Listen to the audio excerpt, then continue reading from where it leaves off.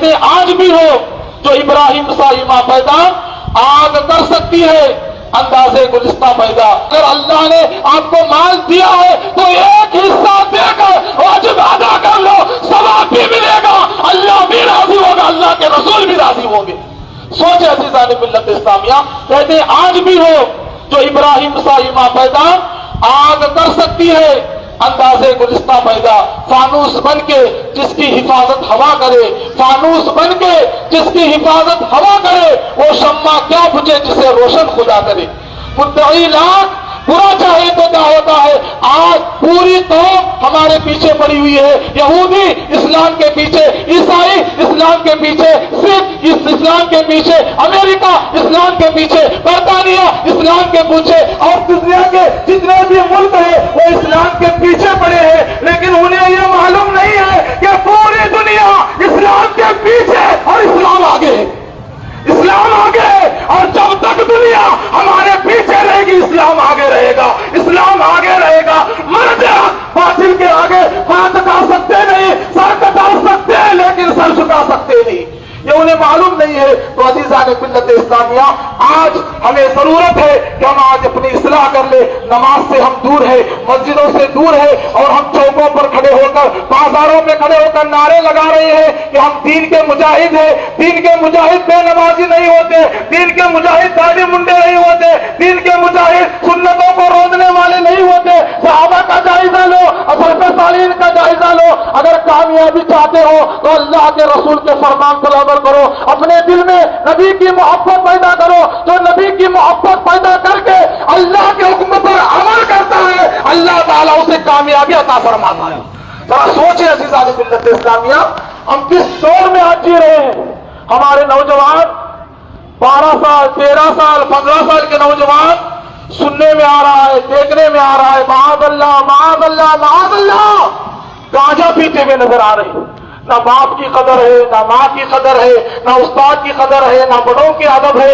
ذرا سوچیں ہمارا معاشرہ کیا جا رہا ہے. وہ کہتے ہیں نا, وہی قاضی کو بھیڑیں گے.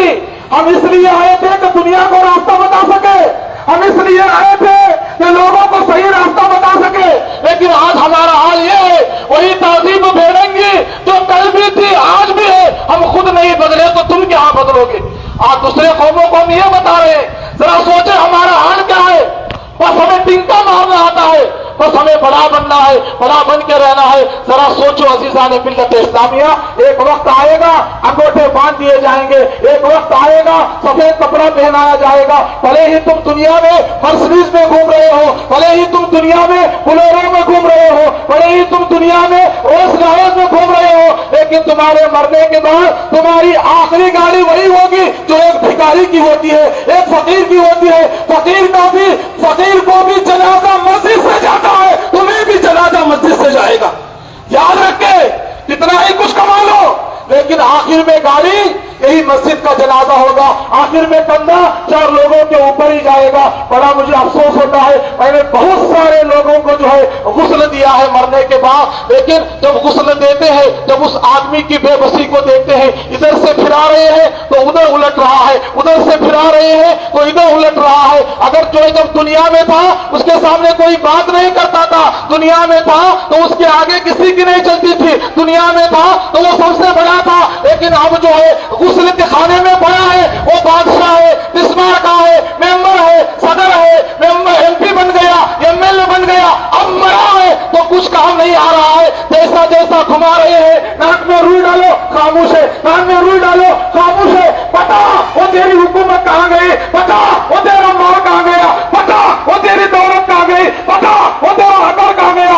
ارے نادان, اگر اللہ کو راضی کرنا چاہتے ہو تو اس کے بندوں سے محبت کرو, اور 100 سال جینا ضروری نہیں ہے. 1 سال میں ایسا کام کرو کہ 100 سال تمہیں لوگ یاد رکھیں, 100 سال تمہیں لوگ یاد رکھیں. بولا تو بہت تھا عزیزان ملت اسلامیہ, سمجھدار کے لیے اشارہ کافی ہے, وقت کافی ہو چکا ہے. انشاءاللہ پھر کبھی زندگی نے ساتھ دیا تو میں آپ حضرات سے گزارش کروں گا کہ جو لوگ صاحب استطاعت ہیں انہیں ہر حال میں قربانی دے دے. مسئلہ میں آپ کو بتاؤں, بہت سارے لوگ جو ہے کشمکش میں ہیں. اس کا مسئلہ صاحب استطاعت کون ہے؟ جس کے پاس 52.5 تولہ چاندی یا 7.5 تولہ سونا یا اس کی قیمت ہو تو اس پر قربانی واجب ہے. ایک اس کا پورا یہ نہیں، بس میں آپ کو ایک ہلکی سی اس میں چیز بتاتا ہوں. اگر چاندی 52.5 تولہ چاندی کا حصہ پکڑ کے چلیے تو آج میں دعوے سے کہتا ہوں ہر ایک آدمی پر قربانی واجب ہے. کیونکہ 800 روپیہ تولہ اگر چاندی کو ملا لیا جائے تو 41,000 روپے. کتنے؟ 40 پہ 1,000 روپے. کروڑوں لاکھوں روپے ہونا ضروری نہیں ہے میرے بھائی. اگر آپ کے پاس کھاتے پیتے اپنے ضروریات کو پورا کرنے کے بعد 41,000 روپے بچ رہے ہیں تو آپ کو قربانی واجب ہے اور ہر حال میں ایک حصہ آپ کو دینا. یاد رکھ لیں اس بات کو. سونا چاندی بینک بیلنس سب اپنی جگہ پہ، لیکن صرف چاندی کا حساب لگایا جائے تو 41,000 روپے اگر آپ کے پاس ہے تو آپ کا قربانی واجب ہے. اور اللہ کا کرم دیکھیں، یہ جو 3 دن ہے، آج کا دن ملا کے آج کل پرسوں، اسے ایام نہر کہا جاتا ہے. میرے نبی فرماتے ہیں کہ آج کے دن، یہ 3 دنوں میں جو قربانی کی جاتی ہے اس سے زیادہ عمل اللہ کو کوئی پسند نہیں ہے. کوئی عمل پسند نہیں. یہاں تک فرمایا گیا اگر کوئی سونا خیرات کرے، چاندی خیرات کرے، روپیہ خیرات کرے، اپنے گھر بار کو لٹا دے، تب بھی وہ اللہ کو اتنا پسند نہیں کہ وہ جب بندہ حضرت ابراہیم کی سنت سمجھ کر، مصطفیٰ کی محبت سمجھ کر آج کے دن میں خون بہا کر اللہ کو وہ پسند ہے. کیوں؟ کہ اللہ کے محبوب بندوں کی ادائیں ہیں. تو عزیزان ملت اسلامیہ سمجھے، سوچ سمجھ کر زندگی گزارے. کیونکہ آج ہم 3 چیزوں کے پیچھے لگے ہوئے ہیں کہ میرا نام اچھا ہو جائے، میرا لباس اچھا ہو جائے، اور میرا جو ہے میرے پاس میرا مکان اچھا ہو جائے. لیکن یاد رکھیں مرنے کے بعد سب سے پہلے یہ 3 چیزیں چھینی جاتی ہیں. اب میں کہہ رہا ہوں نا، میں یہ چاہتا ہوں میرا نام بڑا ہو جائے، مجھے بڑا عہدہ مل جائے، لوگ مجھے عزت کریں، میرا نام بڑا ہو جائے.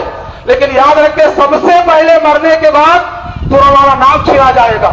یہ نہیں کہا جائے گا کہ حافظ نثار کو کہاں لٹائے، یہ نہیں کہا جائے گا کہ ممبر کہاں ہے، یہ نہیں کہا جائے گا کہ شمشیر بھائی کہاں ہے، یہ نہیں کہا جائے گا کہ عبدل بھائی کہاں ہے. نہ، یہ کہا جائے گا کہ مردہ کہاں ہے، مردہ کہاں ہے، لاش کہاں ہے. میرے پیارے بھائی بتاؤ، جس دنیا کے لیے، جس نام کے لیے پوری زندگی گزاری، وہ نام کہاں ہے؟ آنے والا پوچھ رہا ہے مردہ کہاں ہے.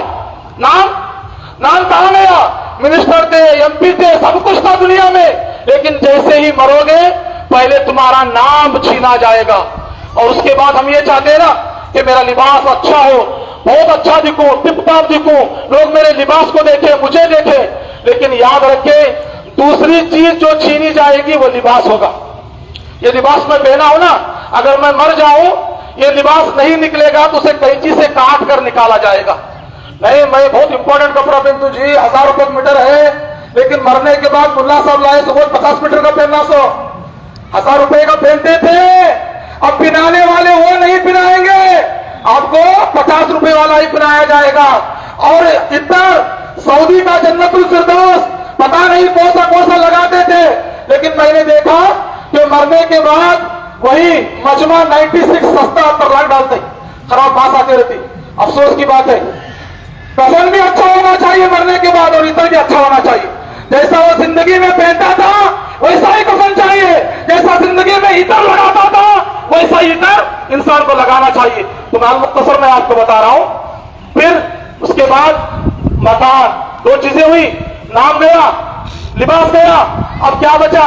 پوری زندگی لون نکال کر کے بڑی بلڈنگ بنائی، ٹیکس نہیں چاہیے، گرنیٹ چاہیے، روم میں اے سی چاہیے، فلاں چاہیے، یہ جھومر چاہیے، یہ فین چاہیے، یہ چاہیے. پوری زندگی اپنے لیے گھر بنایا تھا، لیکن جیسے ہی موت آئے گی تو بچے کہیں گے جلدی اعلان کرو، جلدی دفن کرو، گھر سے بچے کو لے کر چلو، کیونکہ یہ گھر جو ہے اب باپ کا نہیں ہے. وہ باپ کا گھر تو قبرستان میں 6 فٹ جگہ ہے، 6 فٹ جگہ باپ کی ہے، اب یہ گھر نہیں ہے. تو بتاؤ تمہارا کیا رہا. اسی لیے میں کہتا ہوں کہ ایسے عمل کرو کہ مرنے کے بعد بھی وہ عمل کام آئے. ایسے عمل کرو کہ مرنے ہمارے جانے کے بعد بھی، یعنی دین کی خدمت کرو، مدارس بناؤ، مساجد بناؤ، اسکول بناؤ، کالجز بناؤ. قوم جو اگر جو ہے قوم تکلیف میں ہے تو اس کا ساتھ دو، تو انشاءاللہ تعالی مرنے کے بعد لوگ بھی یاد کریں گے اور اللہ تبارک و و تعالیٰ نے ہم جو نیک عمل کریں گے اس کا بدلہ قبر میں انشاءاللہ ہمیں ضرور عطا فرمائے گا. تو عزیزان ملت اسلامیہ، سوچ سمجھ کر کے زندگی گزاریے. اگر زیادہ سے زیادہ جئیں گے تو 100 سال جئیں گے، اور 8 گھنٹہ سو کر کے گزار رہے ہیں تو 40 سال سونے میں گزر گئے، تو 10 سال کھانے میں گزر گئے. جو بچا وقت ہے وہ اللہ کی عبادت میں گزاریے. ایک دن مرنا ہے، اتنا ہی بڑا عہدہ کیوں نہ ملے، کیونکہ جب سامنے جنازہ رکھا جاتا ہے تو یہ نہیں کہے گا کہ ہمارے امام صاحب کا جنازہ ہے، حافظ صاحب کا جنازہ ہے، مولوی صاحب کا جنازہ ہے، ہمارے صدر کا جنازہ ہے، ہمارے ممبر کا جنازہ ہے. نہ پیارے، تمہارا نام نہیں لیا جائے گا. کہا جائے گا اے اللہ اس مردے کے حق میں دعا کرتا ہوں. کیا کہا جائے گا؟ بڑے ہمارے 10 مل بن جائے ہیرے کے روم میں. کہا جائے گا اس مردے کے حق میں دعا کرتا ہوں. تو ہمیں آخر میں مردہ بن کے ہی جانا ہے. اپنے ایمان کی حفاظت کرو، اپنے بچوں کے ایمان کی حفاظت کرو، صحیح عقیدے پہ رہو. ہم یہ کہتے ہیں کہ دنیا سانس سے چلتی ہے، بے شک چلتی ہے، لیکن ہمارے سانس میں بھی نبی کی محبت ہونا چاہیے، ہماری سانس لینے میں بھی نبی علیہ السلام کی الفت ہونا چاہیے. تو عزیزان ملت اسلامیہ، انشاءاللہ پھر کبھی وقت ملا طوفان نوح لانے سے آیا کا فائدہ، طوفان نوح لانے سے آیا کا فائدہ تو اشک ہی بہت ہے اگر کچھ اثر کرے. یہ قصہ لطیف ابھی ناتمام ہے، جو کچھ ہوا بیان وہ آغاز باب تھا. اللہ کی بارگاہ میں دعا ہے کہ مولا ہم سب کو کہنے اور سننے سے زیادہ ان باتوں پر عمل کی توفیق عطا فرما. مولا ہماری اور ہمارے ماں باپ کی، عالم اسلام کی، ایمان والوں کی مغفرت فرما. مولا عید کی برکتیں ہمیں نصیب فرما، عید کی رحمتیں ہمیں نصیب فرما. مولا پوری دنیا میں اور خاص کر کے ہمارے ہندوستان میں امن عطا فرما، سلامتی عطا فرما، شانتی عطا فرما. مولا ہمیں نیک عمل کی توفیق عطا فرما. جتنے بھی تیرے نبی سے محبت کرنے والے ہیں، نبی کے عاشق ہیں، مولا ہم سب کو ایک اور نیک بنا، ایک اور نیک ایک ساتھ رہ کر ہمیں زندگی گزارنے کی توفیق عطا فرما. نماز کا شوق عطا فرما. مولا نبی علیہ السلام کی محبت میں ان کی سنتوں پر عمل کی توفیق عطا فرما. استغفر اللہ وما علینا الا البلاغ.